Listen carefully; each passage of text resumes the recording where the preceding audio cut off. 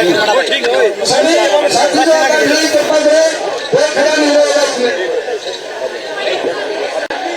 है sir, mic ले अपना, माइक रखा कौन सा है? देखो माइक पेपर नहीं हो रहा को सब माइक दे दियो। माइक तो को सब ना दे, माइक जो लास्ट में बोल जाएंगे वे बोल रहेगा ये सच तो सुना दे। भारत माता की इंकलाब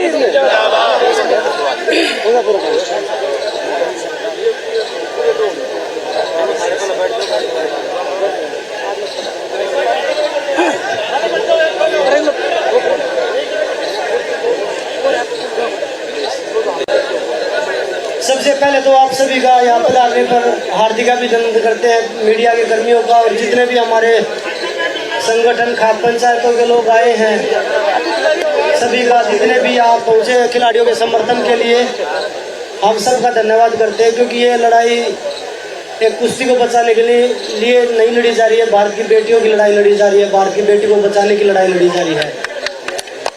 और सबसे पहले मैं मीडिया को बताना चाहूँगा, कुछ लोग हमारे आंदोलन को एक बदलने का प्रयास कर रहे हैं, एक अलग दिशा में ले जाने का प्रयास कर रहे हैं। तो मैं आप सभी को बोलता हूँ कि हम इस चीज़ का खंडन करते हैं। हम सिर्फ यहाँ न्याय की लड़ाई लड़ने के लिए आए हैं, भारत की बेटियों की लड़ाई लड़ने के लिए आए हैं। तो इसमें बहुत सारे लोग ऐसे गुजरे हैं जो आंदोलन है इसको भड़काऊ करने की कोशिश कर रहे हैं। तो ऐसा कुछ नहीं है, यहाँ सिर्फ कुश्ती को बचाने के लिए आए हैं। और जो ये लोग हमारा समर्थन कर रहे हैं यहाँ पे, ये देश की बेटियों को न्याय दिलाने के लिए आ रहे हैं यहाँ पे, ना कि यहाँ कोई राजनीति रोटी सेकने के लिए आ रहे हैं। क्योंकि राजनीति नहीं, बेटियों की इज्जत पहले है, राजनीति बाद में आती है, सारी चीजें बाद में आती है। जब बात बेटी की इज्जत और सम्मान की होती है तो सबसे पहले वो चीज होती है, ना कि राजनीति। इस पे राजनीति आप लोग ना करें तो अच्छा है। मैं आप सभी को यही बताना चाहूँगा, ये खिलाड़ियों का आंदोलन है, भारत की बेटियों को बचाने का, न्याय दिलाने का आंदोलन है। इसको दूसरी दिशा ना दे, इसको किसी राजनीतिक बंधन से ना जोड़े।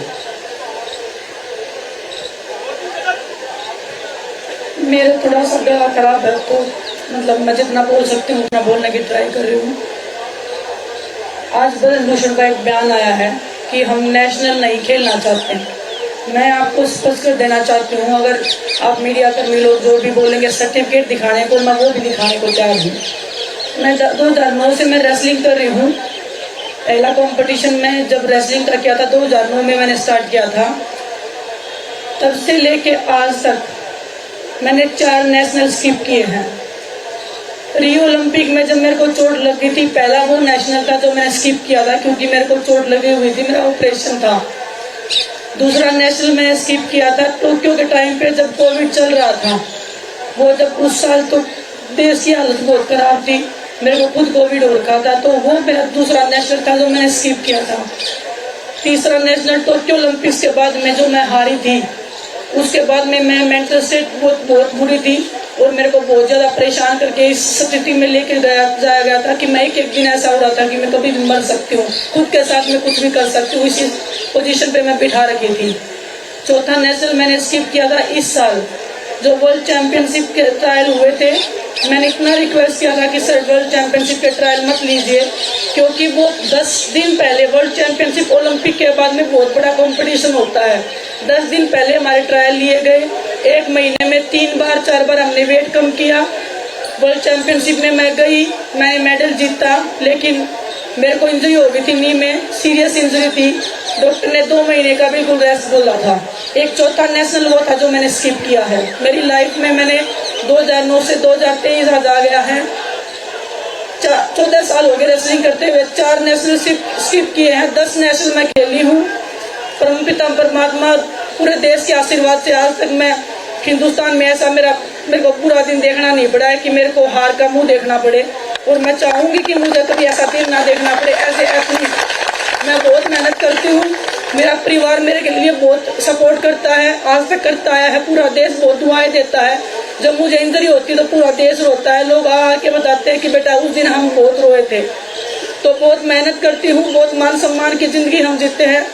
पहले भी नेशनल खेलते आए हैं, आगे भी नेशनल खेलेंगे। हमारे जितने भी खिलाड़ी हैं जो मेहनत करते हैं सब डिजर्व करते हैं और सभी का हक है, मेरा भी हक है, सभी का हक है। मैं कोई चैंपियन एथलीट नहीं हूँ, ना मैं बोलूँगी कि मैं बहुत बड़ी खिलाड़ी हूँ। मेरे से बड़े बड़े खिलाड़ी हैं, इस हिंदुस्तान में भी हैं और पूरे देश में, पूरी दुनिया में हैं। हुसैन बोल्ट है हमारे, बजरंग मेरे से बड़ा खिलाड़ी है, ये भी ट्रायल देके जाता है। तो मेरी तो औकात ही क्या है कि मैं बोलूँ कि मैं बिना नेशनल खेले, बिना ट्रायल दिए मैं जाऊँ। ऐसा कभी कोई ऐसी सिचुएशन नहीं हुई है कि मैंने हिंदुस्तान में पहले नहीं जीता, उसके बाद में मैं विदेश में गई हूँ। कोई भी एक टूर्नामेंट, अब ब्रजभूषण से बोलिए कि एक कागज वो सामने रखते हैं कि विनेश का उस टाइम पे ट्रायल नहीं हुआ था और बाकी सबका ट्रायल हुआ था और विनेश तब ओलंपिक्स में गई थी। अब लोग जो बोलोगे वो मैं करने को तैयार हूँ। कोई भी खिलाड़ी देश से बड़ा नहीं है, देश के खिलाड़ियों का सम्मान जरूरी है, वो सम्मान की लड़ाई हम लड़ रहे हैं बस। तो मैं आपको बस वही स्पष्ट कर रही हूँ कि जो नेशनल की बात वो कर रहे हैं, जो रूल बदलने की, वो बेबुनियाद है, झूठी है। हर तरह से वो हमें ब्रेक करने की कोशिश कर रहे हैं, लेकिन वही है जो मैं बोल रही हूँ आपको। ये बात नेशनल खेलने की नहीं है, बात सेक्सुअल हरासमेंट की है, भारत की बेटियों की है।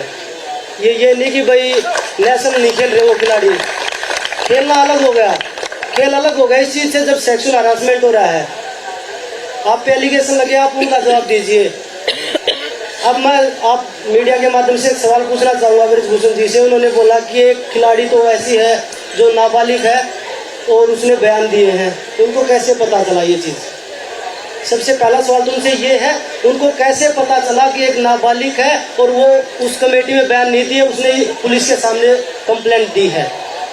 सबसे पहले मैं आप लोगों के माध्यम से ये सवाल ब्रजभूषण से पूछना चाहता हूँ, ये इन्फॉर्मेशन लड़कियों की कहाँ से लीक हुई है? कि कमेटी में कौन था? कमेटी में कौन था और पुलिस में कंप्लेंट किसने दी है? ये सवाल मैं आप मीडिया के माध्यम से ब्रजभूषण से पूछना चाहता हूँ। ये लड़कियों की जो कॉन्फिडेंशियल चीजें थी, प्राइवेसी थी, वो कहाँ पे सुरक्षित है? बाकी तो आप सब क्वेश्चन सभी करोगे ही, तो मैं जो सभी से ये कहना चाहूँगी, जो भी यहाँ नहीं आ सकते वो अपने शहरों में सोशल मीडिया के थ्रू या फिर प्रदर्शन कर कैसे भी आप छोटा मोटा सहयोग हमारा ले सकते हैं। मैं सबसे हाथ जोड़ के बस यही अपील करती हूँ। और दूसरा, मैं सभी संगठनों का बार बार धन्यवाद करना चाहूँगी। किसान संगठन हुआ, महिला संगठन हुआ, सारी सरदारी हुई, स्टूडेंट्स हुए, कॉलेजेस में सारे कॉलेजेस में जितने स्टूडेंट्स यहाँ आ रहे हैं,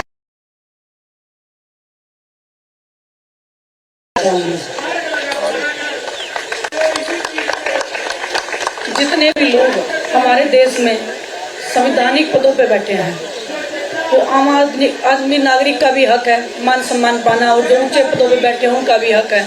तो हम हर किसी की मान और सम्मान की इज्जत करते हैं, उनकी रिस्पेक्ट करते हैं। हम कभी ऐसी कोई बयानबाजी, कभी कोई ऐसा बोलेंगे नहीं कि उनके मान सम्मान को ठेस पहुंचे। लेकिन हम चाहते हैं कि हम खिलाड़ियों के भी मान सम्मान की उतनी ही इज्जत की जाए जितना हम बाकी सभी संवैधानिक पदों पे जो लोग बैठे हैं उनका सम्मान कर रहे हैं। तो हमारी तरफ से अगर बाई चांस अगर गलती से अगर कुछ निकलता भी है तो हम उसके लिए क्षमा मांगेंगे, क्योंकि हमारा कोई ऐसा इंटेंशन नहीं है। हम बहुत ही सभ्य समाज से आते हैं, हमें सबसे पहले यही सिखाया जाता है कि बड़ों की इज्जत, बड़ों का सम्मान कैसे किया जाता है।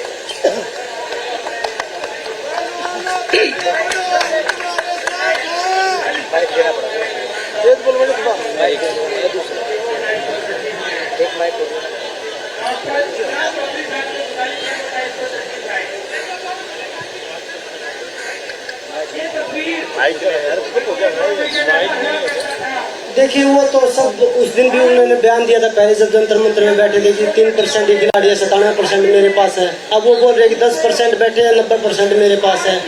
तो ये तो उनकी फालतू की बातें हैं। जो वो इन चीज़ों का जवाब दे जो हमने आपसे पूछे हैं, आपके माध्यम से पूछे हैं कि जो इंफॉर्मेशन लीक हुई है, वो बोल रहे हैं कि वो नाबालिग लड़की और साइड कमेटी में जब बयान हुए वो नहीं थी और पुलिस कंप्लेंट में वो आई है, तो वो ये इन्फॉर्मेशन कहाँ से लीक हुई है, इनका जवाब ब्रजभूषण को देना होगा। और ये बेटियों के सम्मान की बात है, कुश्ती की बात है। ये नेशनल चैंपियनशिप या बिना ट्रायल बाहर जाने की बात नहीं है। आज तक उन्हीं से पूछिए कि अगर कोई खिलाड़ी गया बिना ट्रायल के तो क्यों नहीं लिया आपने ट्रायल, ये उन्हीं से पूछिए ये चीज़ें, ना कि खिलाड़ी से पूछिए। क्यों देते हो आप खिलाड़ियों को फिर छूट? ये खिलाड़ियों का काम नहीं है। खिलाड़ी उनके ये नहीं बोलते कि मैं बिना ट्रायल जाऊंगा। आप क्यों देते हैं फिर उनको? ट्रायल लीजिए आप। साल में 2 ट्रायल होती है, एशियन गेम्स के लिए, एशियन चैंपियनशिप के लिए, वर्ल्ड चैंपियनशिप के लिए। दोनों ट्रायल हम दे के जाते हैं। आज तक कोई भी ऐसी ट्रायल हो जो नहीं दे के गए हो।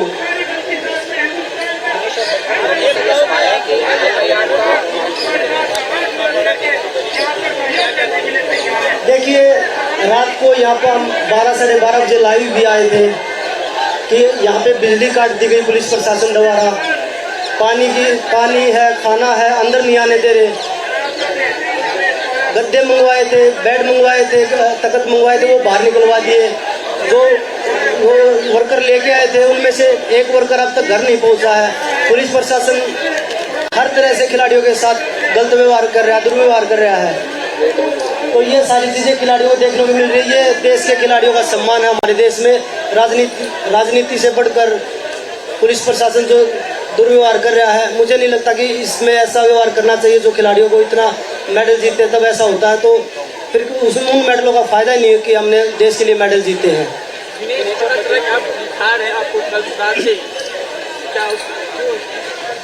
देखिए सर, यहाँ पे मच्छर बहुत ज़्यादा गिरना चाहते हुए भी वो काट ही लेते हैं। हम पूरी कोशिश करते हैं कि ऐसा ना हो, लेकिन अगर लाइट नहीं है, पूरा दिन हम थका रहे हैं और वही आप लोगों से बात कर रहे हैं, तो वो थोड़ा सा खाना पीना अच्छे से नहीं हो रहा है। सुविधाएं हमारे पास इतनी थोड़ी हैं। मच्छर काट रहे, इतने ज़्यादा मच्छर होते हैं रात को 12 साढ़े 12 बजे तक। आप लोग भी इधर रहते हो, भी इंटरव्यू करते हो, तो बस वही है कि पुलिस प्रशासन को थोड़ा सा आम आदमी के हिसाब से देखना चाहिए। हमें एक अच्छा ट्रीट तो कर ही सकते हैं कि एक आदमी का जो अधिकार है, संविधानिक देश में हम रहते हैं, तो इतना तो वो कर ही सकते हैं कि हमें लाइट पानी बिजली की तो सुविधा दे दी। एक मैं अपनी तरफ से बोलना चाहती हूँ कि एक और उन्होंने बयान दिया था कि खिलाड़ी मुझे विदेश भेजना चाहते हैं। हम कोई नहीं है विदेश भेजने वाले या कहीं पे भेजने वाले। उनके कर्म है जो उनको लेके जाएंगे। अच्छे कर्म करोगे तो ये देश आपको मान सम्मान देगा, गलत कर्म करोगे तो ये परमात्मा आपको सजा देगा, और वो सजा उसको मिलनी चाहिए। बस हमारा एक ही है कि हमें न्याय मिलना चाहिए। कल आप कह रहे थे कि हो सकता है पुलिस एफआईआर करेगी, आज आप लोगों ने एफआईआर दे दिया है, इसे प्रॉपर अकॉर्डिंग टू कोर्ट वगैरह में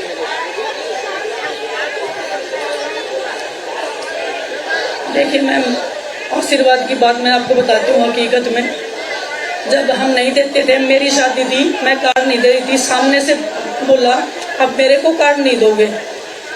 वो छोटी छोटी बातें वो जबरदस्ती कार्ड लेते थे।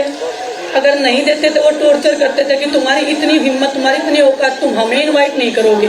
ये उनके शब्द होते थे। हमारी मजबूरी थी, हमें रेसलिंग करना था। हम आज भी इसी बात पर लिखा कि बोल रहे आप इतने साल क्यों लगे बोलने में, हमारी मजबूरियां थी, नहीं बोल पाए हम। आज हम बोले हैं, आप सुनिए, हमें न्याय दिवाइए, हमारी यही दरकार है, हमारी यही एक आप लोगों से रिक्वेस्ट है। और एक बात और मैं बताना चाहूँगा, ब्रिजभूषण ने अपने बयान में एक और चीज़ बोली है कि हर 1 महीने बाद 2 महीने बाद एक नई लड़की ले आते हैं। हम नहीं लेके आते। आपने कितनी लड़कियों के साथ किया? वो लड़कियां हिम्मत करके आगे आ रही हैं। धन्यवाद आप सभी का यहाँ आने के लिए। विनेश आपने बताया नहीं।